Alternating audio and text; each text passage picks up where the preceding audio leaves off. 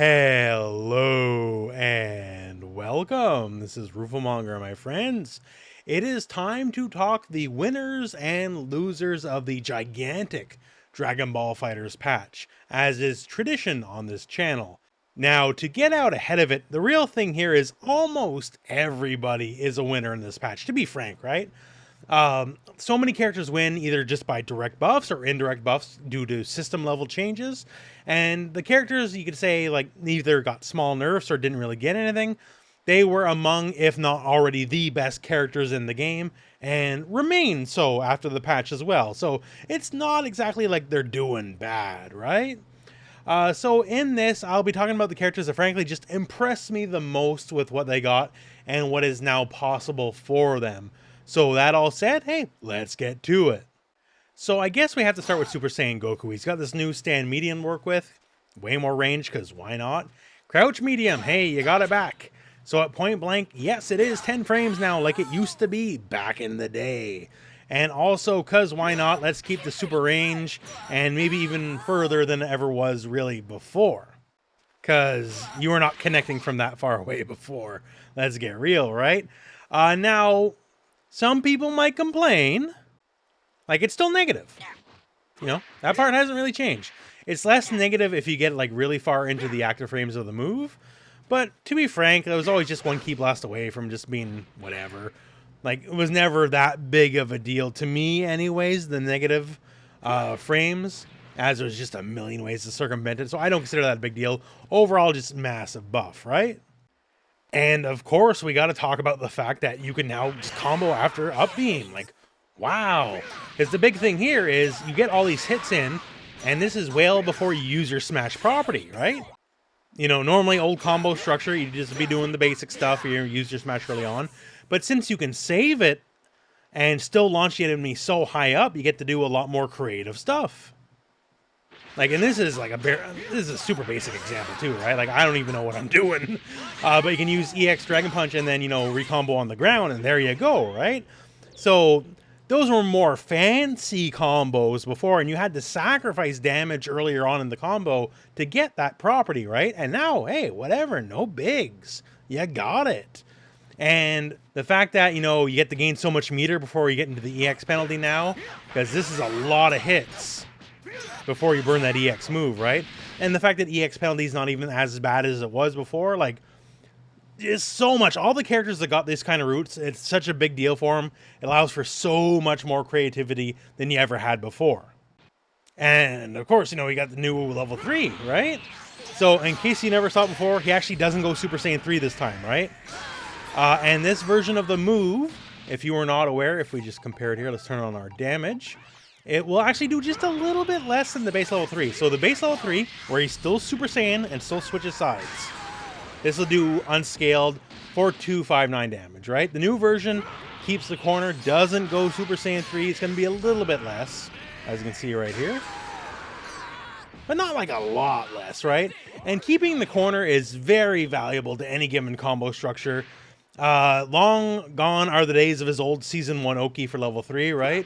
So just being able to have a standard level 3, keep the pressure, like, just everything's working out for Super Saiyan Goku. Janemba, I absolutely love Janemba's changes. First and foremost, and this is my personal bias speaking, obviously enough, right? But the changes to his command grabs, making him so much faster, is like becoming 20 frames specifically at point blank range. Him getting such a speed buff to his EX grab, which is a very viable way to get someone at like most of the distance of the screen away here. 25 frames, that's a steal, man. Especially considering how the EX works, you get the combo after the fact, right? So just the grabs being made so much better helps his offense so much. Because, you know, you got to open people up, right? That's always the thing in Dragon Ball. And speaking of opening people up, you know, a lot of the universal changes, like being able to air float off any move that leaves you airborne, like just that, being able to float off any teleport is already big.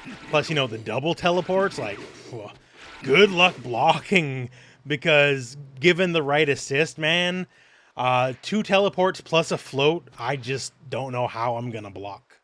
Not to mention, unlike very few moves in the games can, you know, teleport's one of the moves that can steal the corner, right? So if I get my level 3 knockdown on you, I can choose to steal the corner and then, like, you know, float over your head, keep the same side, or switch over, or double. Like, there's just so much you can do. The changes to his sword as well helps the screen control a lot, because due to the fact he moves forward a little bit, just it controls so much more of the screen, right?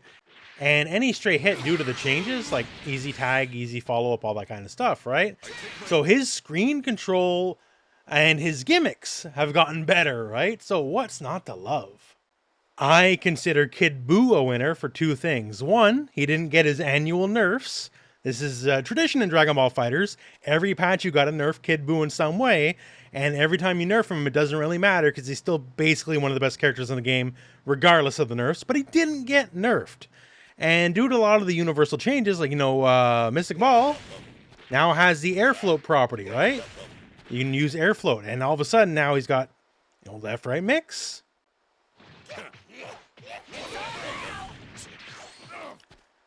So yeah, and that's like indistinguishable.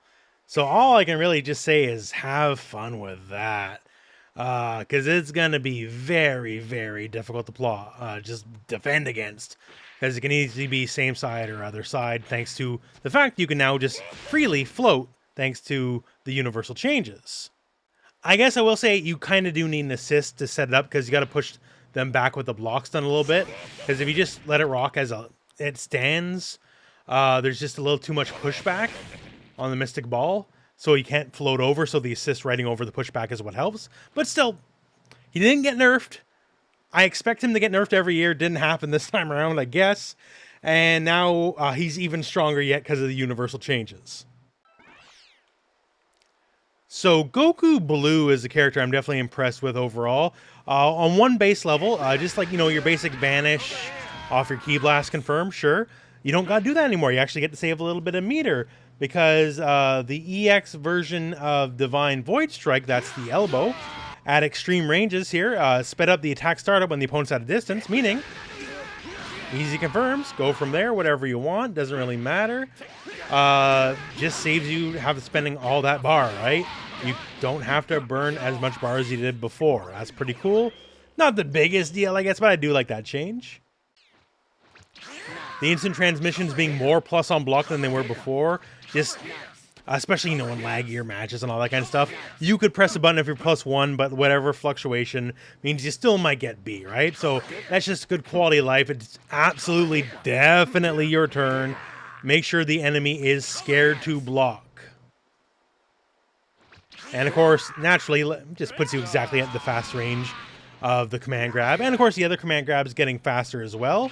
That is a big bonus, a big buff. One of the big buffs I really love is the EX dive kick. This is a universal change, but now it's the easiest thing in the world to float over and just, you know, get whatever mix-up you want, right? So this change was put in a while ago where after EX dive kick, you'll appear above their head, but realistically, the mix was just, you know, okay, I'm just going to fall and land on your head. Or I'm going to wait till like last second and go for, you know, a kick or something like that, right? But now, since you can float at will, it gets a lot more devious. Bare minimum, float over, cross up, right?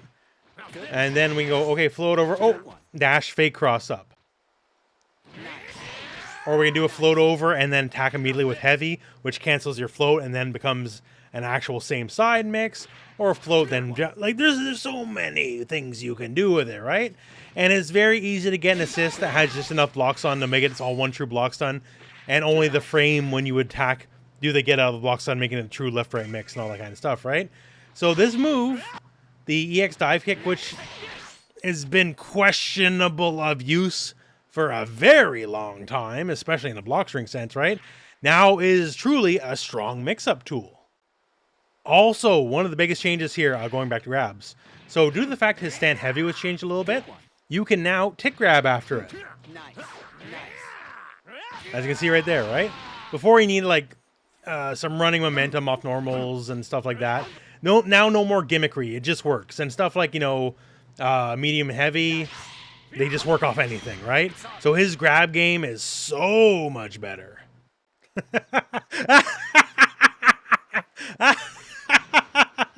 Oh, I love it. I love every second of it. What a great game Dragon Ball FighterZ is. They just make all the right balancing decisions, you know? Like, what smart people. If we talk winners, frankly, we have to talk Zamasu. Zamasu's been in a very poor state for a very long time. And I don't know, frankly, if he's going to be top tier or nothing, right? Let's figure it out as we go along.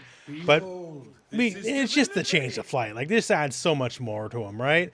Just the general mobility, the new dash, which is amazing. The dash, by the way, is like super invincible. I don't think it's frame 1, maybe frame 2, because I have been counter hit out of it before. But either way, man, like, it lets you bypass a lot, right? So that's great. Doing a block string, calling any given assist, depending on what you want to do, right? And then you kind of float over, dash over their head, and then, you know, you can dash in, be left or be right. Like, there's so much you can do. The little mini teleport also helps your combo structure by quite a bit. For example, gives you easy rejumps. Anything that you do that lets you do the dash follow up here. If you're any kind of low to the ground, it could be maybe like a recombo with an assist or whatever. Then you can do stuff like this. This is divinity.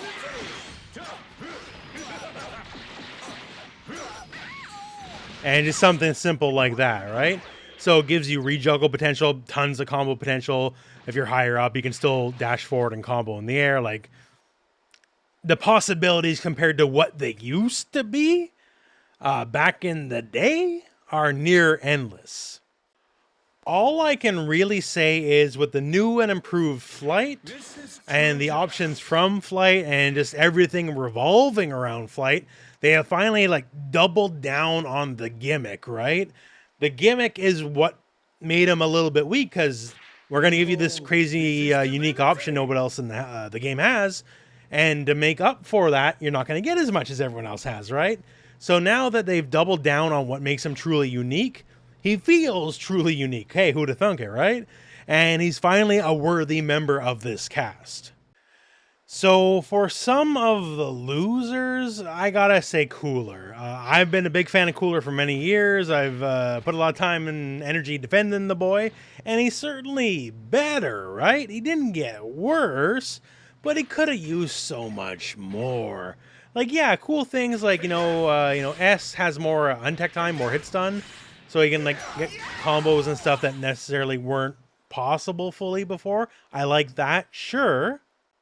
But one of the changes we kind of hoped for in the past here, when you could do the grab part of the counter super raw, like, we all thought when we first heard the news, oh man, you can totally just get anybody, right? Like, as it stands, we can just have a level 3 grab, and that'll be like a redefining aspect of the character, right? Because Cooler struggles to open people up, to be frank, right?